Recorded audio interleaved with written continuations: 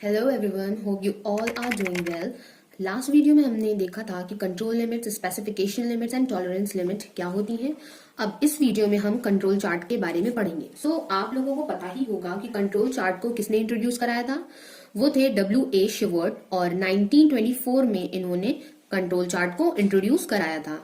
सो आपको ये पता होना चाहिए कि जो कंट्रोल चार्ट है ये किस चीज पे बेस्ड है। सो ये प्रोबेबिलिटी एंड सैम्पलिंग पे बेस्ड होता है। ये एक तरह का पावरफुल टूल है जो कि आपको कैपेबल बनाता है कि आप लोग इस टूल का यूज करके पहचान सकते हो कि आपके प्रोसेस में असाइनेबल कॉजेस इंट्रोड्यूस हो रही हैं या नहीं हो रही हैं प्रोडक्शन के थ्रू। अगर आपको इस चार्ट के थ्रू पता चल जाएगा कि असाइनेबल कॉजेस प्रेजेंट हैं तो आप अपने ये जो प्रोसेस है उसको आप स्टॉप कर सकते हो और इन असाइनेबल कॉजेस को दूर कर सकते हो। एंड ये जो चार्ट है इसकी हेल्प से आप अपने प्रोसेस को एक कंट्रोल फॉर्म में ला सकते हो। सो हम कह सकते हैं कि ये जो प्रोसेस है ये हमको एनेबल करता है कि हमारा जो प्रोसेस है उसको हम स्टेबलाइज कर सकें और कंट्रोल कर सकें और इस प्रोसेस को हम लोग अंडर स्टैटिस्टिकल कंट्रोल परफॉर्म कर सकें। सो आपको ये भी पता होना चाहिए कि इंडस्ट्री में जो भी ऑपरेटर्स होते हैं उनको दो तरह की ऐसी प्रॉब्लम्स होती हैं जिनको कंसीडर करना पड़ता है। पहला ये होता है कि उनको देखना पड़ता है कि जो भी प्रोसेस है क्या वो स्टैंडर्ड्स को मीट कर रहा है। दैट मीन्स कि जो प्रोसेस चल रहा है हमारी फैक्ट्री में वो हमारे जो गिवन स्टैंडर्ड है उनके अकॉर्डिंग चल रहा है या फिर नहीं चल रहा है। ठीक है। और सेकंड हमारा ये होता है कि हमें ये चीज इंप्रूव करनी पड़ती है कि जो लेवल है, ठीक है, जो लेवल चल रहा है उसको मेंटेन रखना और जो वेरिएबिलिटी है प्रोडक्शन में उसको रिड्यूस करना।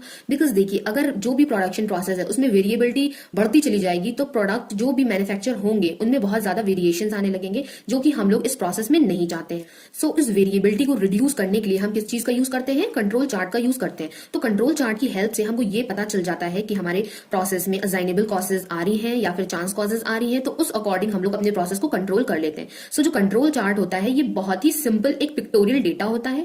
तो इस पिक्चर से आप लोग समझ सकते हैं यहाँ पे हम लोग इस पिक्चर से ये पता लगा सकते हैं। इसमें देखिए 3 कंट्रोल लिमिट्स होती हैं, UCL, LCL एंड CL। तो इनके ये जो लिमिट्स हैं इनके बीच में अगर हमारा डेटा लाई करता है तो हम बोलेंगे कि जो हमारा प्रोसेस है वो अंडर कंट्रोल है। अगर ये जो हमारे डॉट्स हैं वो इन लाइन के बियॉन्ड फॉल करते हैं तो हम बोल देते हैं कि हमारा प्रोसेस कंट्रोल में नहीं है और इसमें असाइनेबल कॉजेस प्रेजेंट है। सो कंट्रोल चार्ट की हेल्प से इन प्रॉब्लम्स को हम लोग डिटेक्ट करते हैं और रिमूव करते हैं और अपने प्रोसेस को कंट्रोल में ले आ सकते हैं। और ये जो कंट्रोल चार्ट है ये हमें क्या बताता है कि अगर हमारे प्रोसेस में कोई भी स्टैटिस्टिकल क्वालिटी कंट्रोल की कमी हो रही है, हमारा चार्ट कंट्रोल में नहीं है, तो उससे हम बहुत आसानी से पता लगा सकते हैं। सो ये जो चार्ट है इसका बहुत ही इजी कंस्ट्रक्शन स्टेप्स हैं जिनको हम लोग आगे पढ़ेंगे और बहुत ही इजीली हम इसको इंटरप्रेट कर सकते हैं। और इसको इंटरप्रेट करने के लिए हम लोग यूज करते हैं 3 सिग्मा लिमिट्स। सो आप लोग यहाँ से आप लोगों को पता चल ही गया है कि इनके 3 लिमिट्स होती हैं। एक लिमिट होती है आपकी UCL जिसको हम लोग बोलते हैं अपर कंट्रोल लिमिट, एक होती है LCL जिसको हम लोग बोलते हैं लोअर कंट्रोल लिमिट और एक होती है हमारी CL जिसको हम लोग बोलते हैं सेंट्रल लाइन। सो अब देखिए यहाँ से हम लोग स्टडी करेंगे कि मेजर पार्ट्स क्या होते हैं इन कंट्रोल चार्ट के।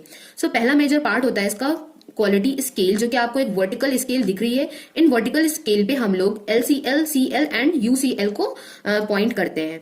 देन देखिए यहाँ पे प्लॉटेड सैंपल्स हैं, ये जो आपको छोटे छोटे डॉट्स दिख रहे हैं तो ये आपके प्लॉटेड सैंपल्स होते हैं जिनको हम लोग मेजर करते हैं मीन या फिर रेंज का फॉर्मूला यूज करके। जिस तरह से आपकी प्रॉब्लम होगी तो वैसा फॉर्मूला आप यूज करोगे और उस डॉट को इस ग्राफ पे प्लॉट कर दोगे।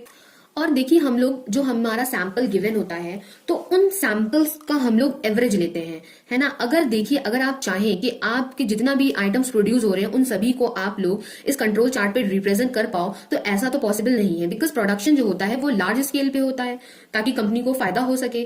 तो इसलिए हम लोग जो सैंपल्स लेते हैं उन सैंपल्स के एवरेज को प्लॉट करते हैं, ना कि एक एक प्रोडक्ट को।